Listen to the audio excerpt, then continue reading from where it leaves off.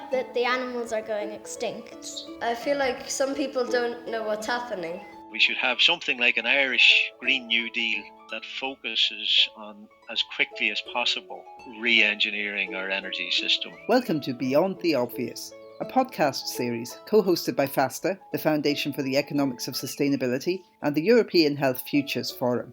I'm Caroline White, to Fáilte Roimh. I'm Sean Conlon, Sean O'Connor Ascolga. In the course of this series, we'll be introducing you to speakers with topics of fundamental importance to us. We hope you'll both enjoy and be stimulated by them. In this episode... Well, I want to do the strike to try to get the government's attention, to try to make them realise that they need to act soon or it'll be too late. Well, I was at a march in November. I was at the Extinction Rebellion one in November. We're making posters and we're going to do maybe marching. We're kind of just learning about climate change as well. These are the voices of two 11-year-olds, Eve O'Connor and Beth Malone. They're part of a growing worldwide movement of young people who are concerned about their future and have become involved with the climate strikes movement. And in Ireland at the moment, there's also a climate court case, which is organised by Friends of the Irish Environment, with the intention of obliging the government to make an ambitious emissions reduction plan. So what types of actions does Ireland need to include in its plan in order to meet its climate obligations? One person who's put a great deal of time and energy into research on climate change and energy system decarbonisation is Professor Barry Mc Mullin of Dublin City University. I spoke with him the other day. So Barry, we understand that in terms of limiting the effects of climate change, we have to find a way to stop emitting greenhouse gases. And we also know the energy system's the biggest single contributor. In Ireland, what would you see as being the possibilities for getting rid of greenhouse gases altogether? Okay, well, Caroline, there's good news and bad news, as they say. The good news is we actually do have some options, which, there's no law of the universe that says we have to have these things available to us. But there are a number of low emissions sources of energy that we could tap into both globally and locally. And it's important to take the local point of view. As with fossil fuels, different countries have different sort of resources at their disposal, and you need to kind of look at the options in the context of a particular place, a particular set of possibilities. For Ireland, looking at low carbon or ideally zero carbon energy sources, I'll just run through. There's essentially four possibilities that are reasonably realistic. The first one, just to get it out of the way, is nuclear power. Nuclear power works. It's relatively low carbon. There's carbon involved in building nuclear power plants initially, but in operation, there's essentially no carbon dioxide or greenhouse gas emissions. We don't have any nuclear power plants in Ireland. In fact, we have laws prohibiting the building of nuclear power plants at the moment. In general, we have the kind of societal perspective has been that nuclear is not a route we wanted to go through. We looked at it about 30 years ago and decided against it. Now, obviously, the climate challenge is much greater now than it was then. So maybe that one could be looked at again, but the lead time to really do it, if we decided tomorrow that we wanted to revisit that, it would probably still be 20 years. And so it's, maybe in the second half of this century, nuclear might have a role to play in Ireland, but in the next 20 to 30 years, it's going to be very small, if any. Mm-hmm. We'll import a little bit over interconnectors. That's about it. So that's nuclear. Number two is that we keep on using fossil fuels, but we find a way to avoid the emissions. So we get the energy from, and by fossil fuels, we're talking about coal, oil, and gas. So we find ways to get the energy that we want, but prevent the bad stuff, the carbon dioxide emissions going into the atmosphere. And the idea here is generally called carbon capture and storage, or CCS, as it's technically called. And there are contexts in which we can do that, particularly, it's not trivial. There's quite a lot of large-scale engineering involved in separating carbon dioxide after you've sort of extracted the energy from a fossil fuel. And then you have to have somewhere safe to store this carbon dioxide. It's not all that easy to store, and you need to be able to store it for very long periods of time, like hundreds to thousands or even tens of thousands of years. But it can be done. There are a couple of example places in the world where it has been done. On electricity generating plants particularly, which are large-scale plants where you can do this. And for storing the CO2, general idea is to pump it into porous rocks underground where it can be capped off. And there's good sort of geological reasons for thinking that can be secure for the long periods of time we need. It takes some extra energy to actually do the carbon capture and storage, so you don't get as much energy out as you would get from the raw fossil fuels if you let it go to atmosphere. And you do have to do it at scale. So certain applications of fossil fuels, like, for example, putting petrol in your car, it's not really feasible to capture the CO2 on a very small scale. Or your gas or oil boiler in a house for heating, it's not really feasible to do it. But yeah, there's potential for fossil fuel with carbon capture and storage, and indeed the Irish government has signalled recently in its latest plan submitted to the EU that within the next 10 years or so, it is looking seriously at the possible deployment of at least one fossil fuel with carbon capture and storage type plant. So yeah, technology is fairly immature. And you can't capture all the CO2, and you're still dependent on importing those fossil fuels, so you're exposed to supply disruptions on an international level. So there's upsides and downsides to it, but well worth trying. Next option on the table, bioenergy. So, and we're familiar with, I guess, some kinds of bioenergy. You can go trees, cut them down, chop them up, put them into a boiler. And because when plants are growing, they absorb carbon dioxide out of the atmosphere. That's where the carbon comes from that goes into the material of the biomass. When you burn them again and produce CO2, you're basically putting back into the atmosphere the same carbon that had previously been extracted. So it's sort of a balance rather than increasing the total amount of carbon dioxide in the atmosphere. And there's scope, you can we could cultivate more bioenergy crops here in Ireland. Forestry is one way of doing it. It's not necessarily ideal because it takes a long, long time before you're getting energy out. Or conversely, once you burn it, it takes a long time to pull that carbon dioxide back out of the atmosphere to regrow those trees. So short rotation bioenergy crops are probably a better idea. It's also possible to import bioenergy crops from elsewhere in the world. And we currently do that for co-firing in one of our otherwise peat-burning electricity generating stations. But again, you're reliant on imports, and there are strong question marks over, as it were, the sustainability implications of some of this imported bioenergy. The problem here is there's only so much land that we can grow these things on, so you get competition with other land uses, potential pressure on food supply. That has argued that the EU biofuel requirements and motor fuels in the last 10 years have actually had an impact on food security or insecurity on a global basis.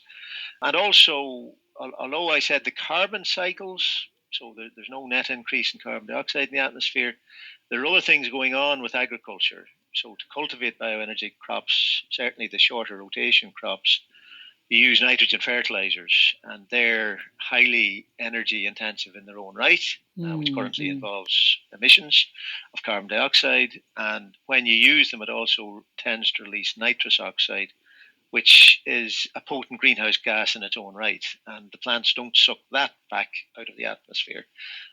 So it's certainly not perfect, but potentially a contribution to make. Those two together, the fossil fuels with carbon capture and storage and bioenergy, I think in the Irish context could play, my guess is, a role at maybe the 10 to 20% level in terms of our current total energy requirements. But even at that, it's challenging and will take time to roll out, and some of the technology is immature. Mm-hmm. The next option, which will have a kind of a sub-option, is what we all tend to associate with the words renewable energy. In Ireland, that's wind power, particularly wind turbines, and solar energy. It could be solar directly for heating, for hot water, or even for space heating, or it could be solar for electricity.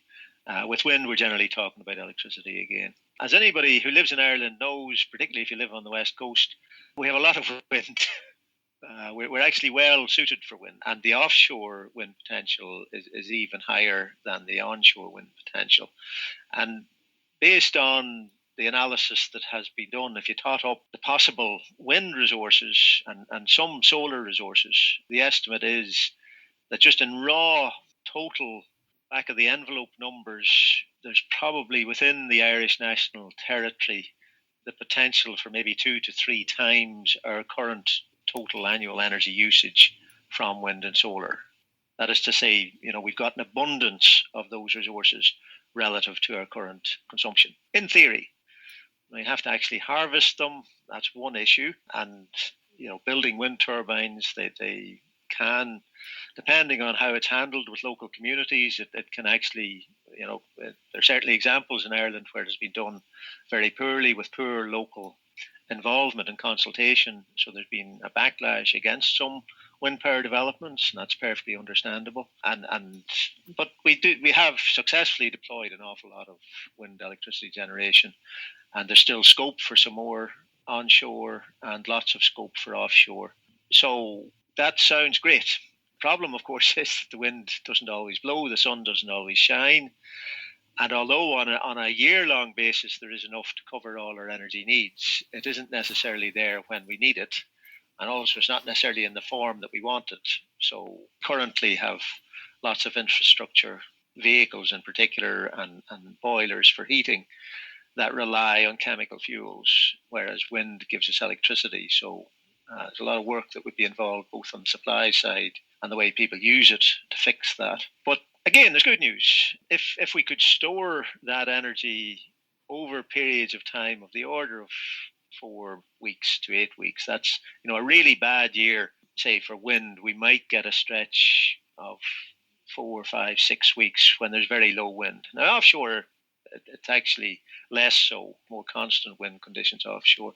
But we could have periods of several weeks with low wind conditions. So to ride that out, we would need the ability to store enough energy from when there's more wind than we need or more solar than we need for those periods when there's less. Mm-hmm. And that's technically difficult, technically challenging. And there's an awful lot of research and work and development going on globally on this, and it'll probably improve in the next 10 to 20 years. But in terms of things we can deploy right now today, people immediately think of batteries because there's a lot of hype around batteries. But it turns out that batteries, they just don't scale to that kind of size. The costs are, just completely infeasible. You can certainly use batteries to store significant amounts of energy for a few hours or even overnight. But weeks, no, it's not a realistic option. What we can do is use surplus energy to actually make or synthesize or manufacture chemical fuels like hydrogen or ammonia or something like that. And they can be stored relatively compactly. And while it hasn't been done anywhere in the world as yet on this kind of scale, in principle at least, we have all the technological pieces to do that. It's not terribly efficient, or put it the other way, it's quite inefficient. The round trip from the original wind energy to getting electricity back, if that's the way you go, might only get back somewhere between a quarter and a half of the energy you originally had. But if that allows you to ride out these infrequent periods when we have very low wind for a long period, then that, it's only a small part of your total energy system costs. So it's still, the basis of the numbers I've seen at least, perfectly feasible. So I'll let you get in there, Caroline. That's it in a sense for the supply side options. But as I say, the good news is there are options. We probably need some mix of those options. But for me personally, in Ireland's specific circumstances, taking what is available to us locally and the energy security issue. At the moment, Ireland imports, I don't know the exact number to hand, but certainly more than 2/3 of our energy is imported. And that import dependence is going to increase in the next few years because we currently have one large natural gas source, the Corrib gas field, but that's going to run down quite quickly over the next 10 years. So we're very, very exposed to international dislocation and energy supply. So for me, the wind and solar with storage, with chemical storage route as a strategic way of decarbonising most of our energy. My personal view is that that's the best thing, and we should have, the term's getting a little bit tired now, or a little bit overused, but we should have something like an Irish Green New Deal that focuses on, as quickly as possible, re-engineering our energy system on that kind of basis. So, you happy? Yeah, that all makes sense to me. One question I have is, you've been talking in terms of supply side changes, changing in the nature of the energy that we're using and the way in which we deal with the emissions from the energy and so on. What would be your view on demand side, on the amount of energy that's being used, whether that can also be changed and whether that ought to be changed as part of the path towards getting rid of greenhouse gas altogether? Yeah, I think we do have to talk about both together, certainly. What I've described, I've given you the good news, which is we have options on the supply side, but they all come with caveats and difficulties and challenges. Sure. And they're slow. The energy system is a big thing. Completely replacing the energy system that we've built up over 50 plus years. And some elements like the Ardnacrusha power station is over 90 years old and is still running.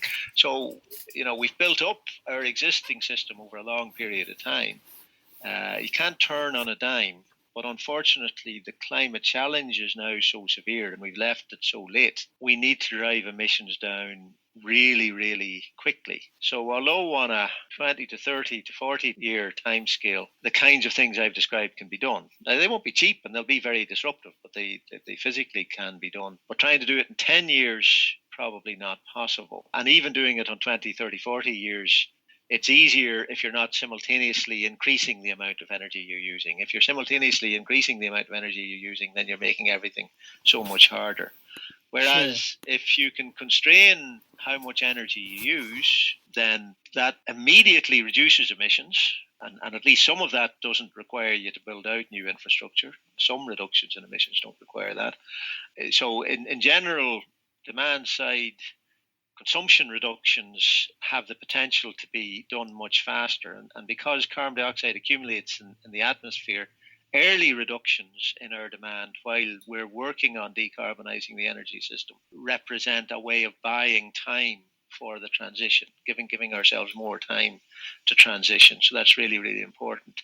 Some demand side reductions are possible without, as we technically say, reducing the energy services. So this is the idea of energy efficiency. So you think of Ireland has a building stock where we have many, many buildings, residential buildings, business premises, schools, hospitals, so forth, that have been built to very poor building standards, with the result that they leak energy, they leak heat in particular. They're not very efficient.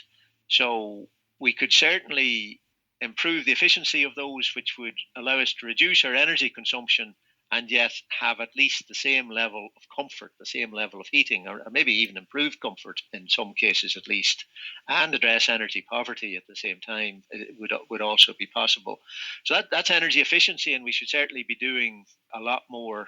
And I've mentioned the building energy efficiency, but there's other opportunities for energy efficiency. So we should certainly try to exploit all of those. But I think we should also at least have a conversation about going beyond energy efficiency to reducing our energy services, actually making do with less energy services. And again, bringing it down to sort of very colloquial level. As well as super insulating your house, you could wear slightly warmer clothes and set the thermostat that bit lower. So these kinds of things, actually reducing, as I say, our energy services, doing less travel as opposed to just traveling the same distance more efficiently, that would be consumption reduction. So I think we need both things. We need to work as hard as we can, as quickly as we can on the supply side, but we need to have a serious conversation about the scope on the demand side, on the consumption side.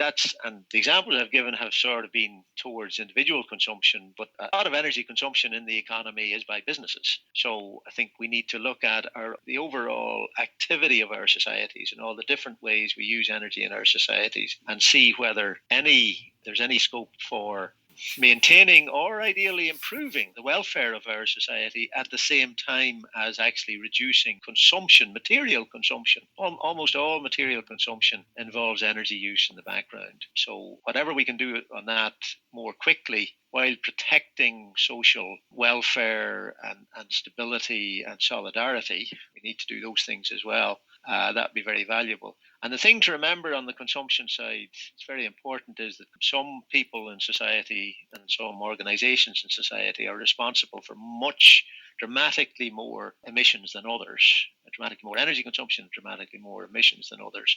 So targeting the really highest emissions consumption is, I think, an essential element to doing a fair or a just transition, both nationally and also, of course, on a global level. Like living here in a country like Ireland with very high levels of material consumption on a global basis, we're extraordinarily comfortable, both in historical terms and in current global terms, and we sometimes forget that. So I think the scope for societies, relatively rich societies, to cut back on consumption in order to buy time for the transition does need to be talked about. That was Professor Barry Mc Mullin from Dublin City University, summarising various ways, some better than others, in which we can decarbonise the energy supply so as to be able to transition away from producing greenhouse gas emissions. But Barry also emphasised that we need to consider changes in energy consumption. This brings up important questions, like how much consumption do we really need in order to be able to flourish as individuals and communities? How do people achieve well-being in their lives? How can we measure well-being? Is it possible to live well in Ireland with considerably lower levels of consumption than at present? Our next podcast will explore these topics, and more generally, the idea of progress and what an economy is actually for. I asked the two 11-year-olds, whose voices we heard at the beginning of the podcast, Eve and Beth, what kind of world they would like their grandchildren to live in. I wouldn't like there to be all the pollution there is at the moment.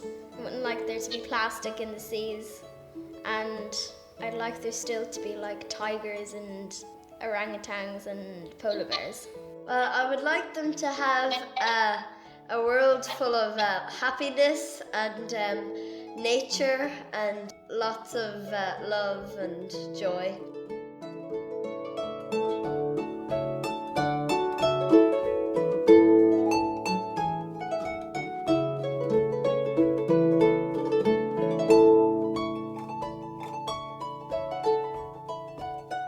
Thank you for listening to Beyond the Obvious. Our special thanks to Eve O'Connor, Beth Malone and Professor Barry Mc Mullin. Buíochas freisin d'Alicia Kelly for her theme music on the harp. Please tune in to our next podcast, which will be broadcast on April the 15th.